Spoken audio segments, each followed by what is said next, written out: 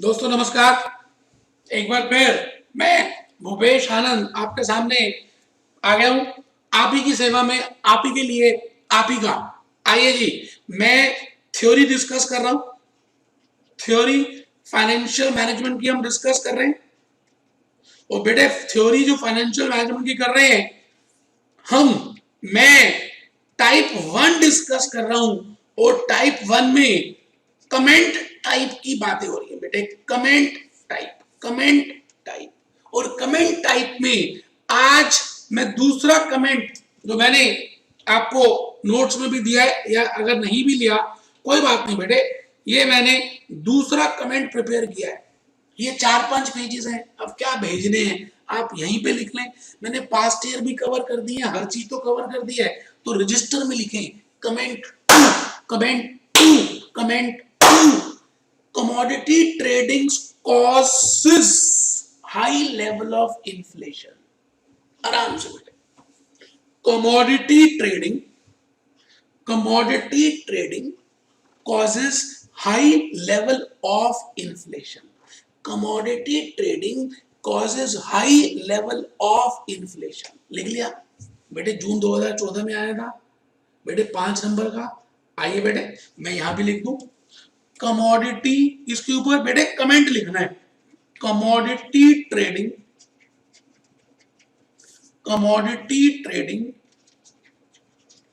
Causes high level of inflation. बेटे ये 5 number का जून 2014 में आया था। तो कहते हैं जी पहली बात तो थ्योरी को शुरू में ही कर लेना चाहिए। जो समझदार बच्चे होते हैं वो थ्योरी को प्रिपेयर करके जाते हैं, ईमानदारी से करते हैं और 40% टाइम शुरू से ही देते हैं। अलग से डायग्राम का रजिस्टर बनाते हैं, अलग से चित्रों को बनाते हैं, अलग से समझते हैं। बेटे वही बच्चे कामयाब होते हैं आगे जाकर। और मुझे पता है आप भी लाइफ में सक्सेस अचीव करोगे अगर आपने ध्यान से थ्योरी को कर लिया। तो आइए 80 प्लस के लिए और थ्योरी में 30 प्लस के लिए बेटे, 40 में से 30 प्लस के लिए मैं भूपेश आनंद आपको दूसरा दूसरा दूसरा कमेंट एक्सप्लेन करने जा रहा हूं। दूसरा कमेंट आया था जून 2014 में। Commodity trading causes high level of inflation. Commodity trading causes high level of inflation. एक बच्चा कहता मास्टर ये भी नहीं पता चल रहा है चैप्टर कौन सा है। बेटे जो लेक्चर 1 में मैंने बताया था current assets are financed by current liabilities, वो तो बेटे वर्किंग कैपिटल का चैप्टर था, वर्किंग कैपिटल का।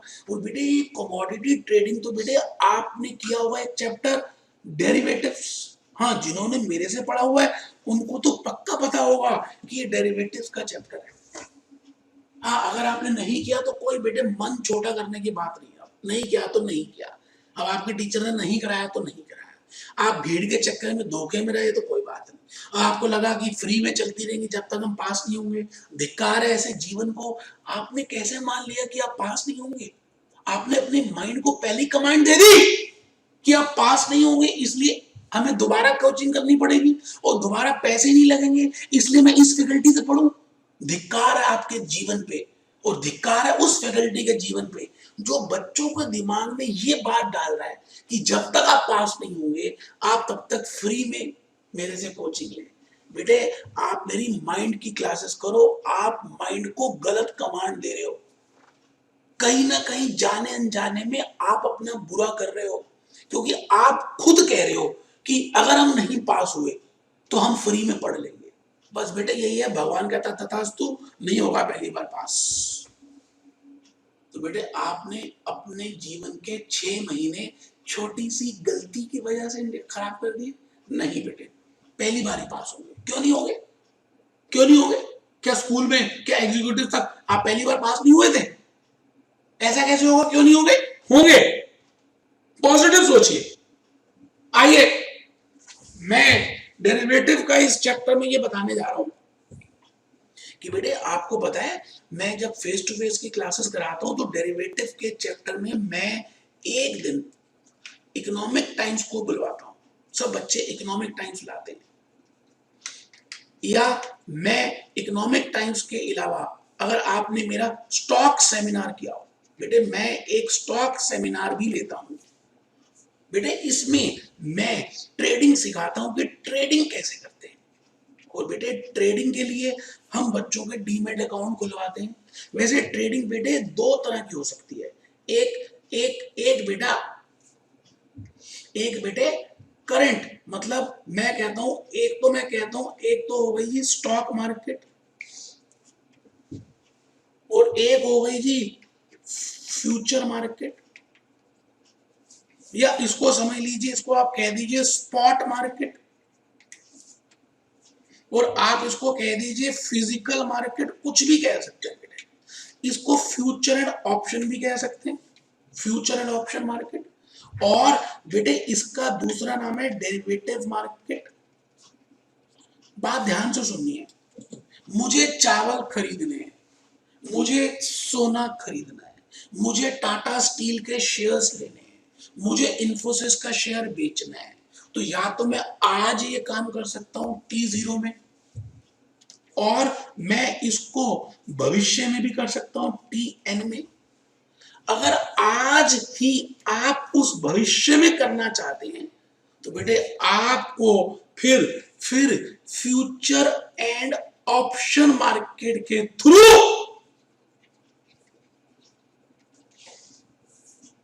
कॉन्ट्रैक्ट एंटर करना पड़ेगा। It means if you want to buy or to sell in future time period, किसी भविष्य के समय में आप ऐसा करना चाहते हैं, then you have to enter in derivative market. आपको फिर डेरिवेटिव मार्केट में एंटर करना पड़ेगा, या तो उसका फ्यूचर लेना पड़ेगा या उसका ऑप्शन लेना पड़ेगा, फ्यूचर लॉन्ग या फ्यूचर शॉर्ट या ऑप्शन कॉल या ऑप्शन पुट, वो सब बातें मैंने बताई है। अब सवाल आता है कि जब आप फ्यूचर में ट्रेडिंग करेंगे तो आप कमोडिटीज की भी कर सकते हैं। आप ध्यान से देखिए, मुद्दे पे आ रहा हूं मैं सीधा। आप कमोडिटीज की ट्रेडिंग भी कर सकते हैं, आप मेटल्स की ट्रेडिंग भी कर सकते हैं, आप स्टॉक की ट्रेडिंग भी कर सकते हैं, आप इंडेक्स की ट्रेडिंग भी कर सकते हैं। मैं तो कहता हूं आप किसी की भी ट्रेडिंग कर सकते हैं, उसमें कोई टेंशन नहीं है। ट्रेडिंग तो किसी की भी हो सकती है। अब पॉइंट ये आता है, जब आप ट्रेडिंग किसी की भी कर सकते हैं तो मेरे को यहां पर बताना है कमोडिटी ट्रेडिंग के बारे में। अब जनरली लोग क्या करते हैं बेटे जो भी ट्रेड करते हैं ना, जब ये मार्केट बनी ना बेटे डेरिवेटिव, तो डेरिवेटिव मार्केट के पीछे एक इंटेंशन थी। पता क्या इंटेंशन थी? To manage the risk. मतलब आप गोल्ड का फ्यूचर ले लें अगर, या गोल्ड का डेरिवेटिव मार्केट करें या गोल्ड की ट्रेडिंग करें फ्यूचर के लिए, तो बेटे आप कहीं ना कहीं सिक्योर हो जाते हैं कि भविष्य में प्राइस चाहे जो भी हो, आप उसी प्राइस में या तो खरीद लेंगे या बेच देंगे। इसका मतलब जनरली जब ये काम शुरू हुआ तो बेटे हेजिंग के लिए शुरू हुआ। लोग हेज करने के लिए डेरिवेटिव मार्केट में एंटर किए। हेज का मतलब होता है अपने आप को बचाना। जैसे इंश्योरेंस कंपनी है, आप इंश्योरेंस कंपनी से अपनी लाइफ पॉलिसी लेते हैं, तो इसका मतलब आप हेज करना चाहते हैं अपने आप को। तो बेटे उसी तरह से जब डेरिवेटिव मार्केट में हम एंटर कर रहे हैं तो हम हेजिंग का एक मेन इंटेंशन समझते हैं। लेकिन बेटे हुआ क्या, हेजिंग का मतलब क्या है कि आपने कहा जी चावल ये कमोडिटी, ये गेहूं या ये जो भी कमोडिटी है मैं इस रेट में खरीद लूंगा, खरीद लूंगा या इस रेट में बेच दूंगा। आप बताइए बेटे, जो किसान है हमारे देश के, जो प्याज, आलू, सरसों, बेटे इतना कुछ उगाते हैं, उनको हमेशा कहीं ना कहीं डर लगा रहता है कि जो कमोडिटीज हमने बनाई हैं, क्या हमें बाजार में उतने पैसे मिल भी जाएंगे।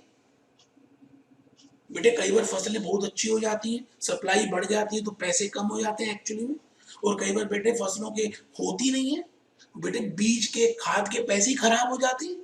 तो बेटे उस चीज को सिक्योर करने के लिए, हेज करने के लिए, रिस्क को मैनेज करने के लिए बेटे जनरली फार्मर्स कमोडिटी ट्रेडिंग करते हैं। अब समझ आया? कमोडिटी ट्रेडिंग के पीछे एक ही लॉजिक है, एक ही सिद्धांत है, क्या कि वो अपना रिस्क हेज करना चाहते हैं। बट लेकिन बेटे हुआ क्या, धीरे धीरे समय के हिसाब से डेरिवेटिव मार्केट में कुछ दूसरे लोग भी आ गए। जैसे मैं कहता हूं जी, पहले तो मैं कहता हूं जी, आप अगर लेना चाह रहे हैं किसी को अपना रिस्क मैनेज करने के लिए, तो आप हेजर है, हेजर, हेजर, हेजर। क्योंकि हेजर का मेन ऑब्जेक्टिव क्या होता है, फॉर मैनेजिंग रिस्क, रिस्क।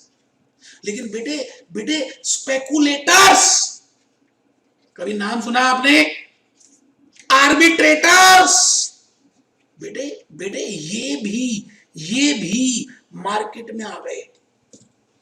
अब बेटे मैंने अपनी फेस टू फेस की क्लास में और पेन ड्राइव में बताया हुआ है कि स्पेकुलेटर्स क्या होते हैं, जो यहां से खरीद के वहां बेच देते हैं। आर्बिट्रेटर्स भी यही काम करते हैं, एक जगह से खरीदते हैं दूसरी जगह बेचते हैं।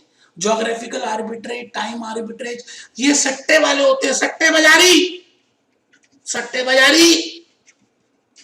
अब बेटे होगा क्या, जब ये लोग भी एंटर कर जाएंगे मार्केट में, तो आप बताइए, आप बताइए, जब ये खरीदेंगे, जब ये खरीदेंगे तो बेटे डिमांड क्रिएट होगी, बिल्कुल होगी, डिमांड विल बी क्रिएटेड। बेटे आप बताओ, जब मैं एक हेजर हूं, या मैं एक आर्बिट्रेटर हूं, या मैं स्पेकुलेटर हूं, मैं प्रॉफिट कमाना चाहता हूं, तो प्रॉफिट तो तभी होगा ना जब मैं कोई चीज खरीदूंगा और फिर बेचूंगा। तो मैं ये खरीद लूंगा, अच्छा जब मैं खरीदूंगा तो डिमांड क्रिएट होगी, अच्छा जब डिमांड क्रिएट होगी तो सप्लाई तो उतनी होगी नहीं, तो क्या लगता है, इन्फ्लेशन होगा। इकोनॉमिक्स में आपने सुना हुआ है इन्फ्लेशन क्यों होता है, when demand is more than supply. तो बेटे इस इस कमेंट में, जो मैंने जून 2014 का कमेंट समझा रहा हूं, इस कमेंट में वो क्या कह रहा है, commodity trading causes high level of inflation.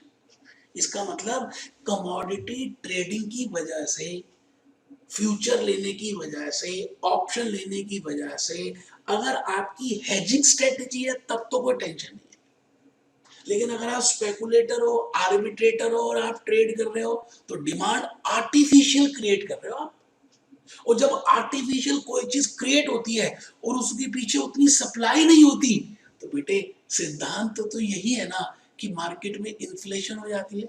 आप बताओ, कंपनी सेक्रेटरीज का रिजल्ट ज्यादा अच्छा आ जाए, सप्लाई आ जाए, तो डिमांड उतनी ना हो, तो कंपनी सेक्रेटरी की सैलरी, कॉस्ट अकाउंटेंट की सैलरी, चार्टर्ड अकाउंटेंट की सैलरी डिक्रीज हो जाएगी। और अगर इसका रिजल्ट गंदा आए और डिमांड ह्यूज हो, तो बेटे बेटे सैलरी बढ़ जाएगी। तो बेटे यही बात लिखी है, commodity trading causes high level of inflation. अब आप ये देख लीजिए कि अभी तक आप थ्योरी करते तो आए, लेकिन आप बकवास लिखते थे, आप एक वर्ड पढ़ते थे और आपको लगता था बस उसी के ऊपर लिखना है क्योंकि वही आपको आता है, जबकि ऐसा होता नहीं है। आइए, एक मैंने हिंट लिखा है बेटे, ये भी मुझे डायरेक्ट अपनी बुक में नहीं मिला, तो मैंने इसका हिंट लिख दिया है। आप प्लीज रजिस्टर खोल लें और लिखें commodity trading causes high level of inflation, explain, comment, discuss, evaluate, कुछ भी, घबराना नहीं है। तो लिखें commodity trading causes high level of inflation. A point, commodity may be defined as an article or a product commodity में be defined as an article. बेटे जब ये या तो वो कमोडिटी या तो आर्टिकल है या प्रोडक्ट है, that is bot and sold, जो खरीदा जाता है और बेचा जाता है मेरे बच्चे। सरसों, प्याज, कॉफी, चाय, बेटे ये सब खरीदी जाती है और बेची जाती है मेरे बच्चे। ए पॉइंट लिखिए प्लीज। मैं देख रहा हूं आप में से कुछ बच्चे लेट के पढ़ रहे हैं। बेटे नहीं, आप मेरे हो ना, मेरा मेरा वीडियो देख रहे हो ना, बैठ के पढ़ना बेटे। कमर सीधी रखनी है, कमर सीधी रखनी है बेटे। 50 कमेंट करेंगे, 50 शॉर्ट नोट्स करेंगे, 50 डिफरेंस करेंगे। 150 लेक्चर में दूंगा आपको, 15-15, 20-20 मिनट के। 150 कंसेप्ट क्लियर करूंगा और 101 डायग्राम बताऊंगा। बस काम हो जाएगा बेटे, काम हो जाएगा, घबराना नहीं है, मैं आपके साथ हूं। हिम्मत करनी है थोड़ी, लिखो। तो commodity may be defined as an article or a product that is bought और सोल्ड। ठीक है जी। अब आ जाइए बी पॉइंट में। Commodity trading is generally used by traders of commodity who has an inventory. Generally जिन लोगों के पास सरसों, धान, गेहूं, बाजरा, प्याज, आलू, किसानों के पास, तो कमोडिटी ट्रेडिंग हम उनको कहते हैं कि जनरली वो लोग करते हैं, चाहे वो फिजिकल मार्केट में करें या डेरिवेटिव मार्केट में करें, लेकिन जनरली कमोडिटी ट्रेडिंग वही लोग करते हैं। लेकिन बेटे जब से रिलायंस फ्रेश आ गया, बिग एप्पल वाले आ गए, तो ये आर्बिट्रेज भी कर रहे हैं। जैसे प्याज इंडिया से खरीदा या दिल्ली से खरीदा, बॉम्बे बेच दिया, कहीं शॉर्टेज क्रिएट कर दी, तो बेटे इससे क्या हो रहा है, इन्फ्लेशन हो रहा है। इसको आर्टिफिशियल इन्फ्लेशन बोलते हैं। और कई बार सरकार इस कमोडिटी ट्रेडिंग की वजह से जो इन्फ्लेशन होती है उसको कंट्रोल करने के लिए सप्लाई बढ़ा देती है। तो सप्लाई जब बढ़ाती है तो डिमांड कम हो जाती है, और डिमांड जब कम होती है तो इन्फ्लेशन भी कम हो जाता है। तो कमोडिटी ट्रेडिंग चाहे फिजिकल मार्केट की हो चाहे फ्यूचर मार्केट की हो, इन्फ्लेशन बढ़ती है बेटे। तो बी पॉइंट लिखिए। The intention of trader is to hedge risk against prices of commodity। वैसे मेन इंटेंशन बेटे hedging होती है, बेटे hedging। The main intention is to hedge। The main intention of the trader is to hedge risk against prices of commodity। जो commodity के prices हैं उनको hedge करने के लिए हम commodity trading करते हैं। डी पॉइंट में आ जाइए। मगर आजकल in recent years, मगर आजकल इन recent years along with risk management, commodity trading is also being done as investment tool। लोग खरीद के रख देते हैं, उनको जरूरत नहीं होती, वो धंधा चलाने के लिए धंधा करते हैं, खरीद के बेच देते हैं। तो बेटे लिखें डी पॉइंट। उससे उनको फायदा होता है बेटे, शॉर्ट टर्म फायदा हो गया। जैसे मैंने चावल खरीदा 10 रुपए किलो, मान लेते बासमती, आगे 12 रुपए बेच दिए, तो बैठे बैठे मुझे 2 रुपए का फायदा हो गया। लेकिन अगर मैं एज ए फार्मर हूं और 10 रुपए के खरीद के अपने आप को हेज कर रहा हूं, वो एक इंटेंशन अलग है। Commodity trading also provide short term gain. फटाफट गेन हो जाता है बेटे। 36 महीने क्या, 1-2 दिनों के अंदर, 1 मिनट में हो सकता है बेटे। टू स्पेलिंग ध्यान से रखेंगे, to speculators and arbitrators. To speculators and arbitrators. To speculators and arbitrators. To speculators and arbitrators. तो बेटे ये सेकंड कमेंट की हिंट्स थी, ये सेकंड कमेंट की एक्सप्लेनेशन थी।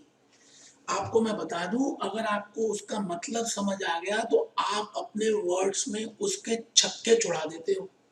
तो मेरा इन क्लासेस में यही इंटेंशन है कि मैं आपको नीचे बेस से लेकर उस टॉप पॉइंट तक पहुंचूं जो कमेंट पूछा है, सारी बातें एक्सप्लेन कर दूं और आपको उसका मतलब समझ आ जाए। और बेटे फिर क्या है, फिर तो आराम से आप लिख सकते हैं, रटना नहीं पड़ेगा बेटे।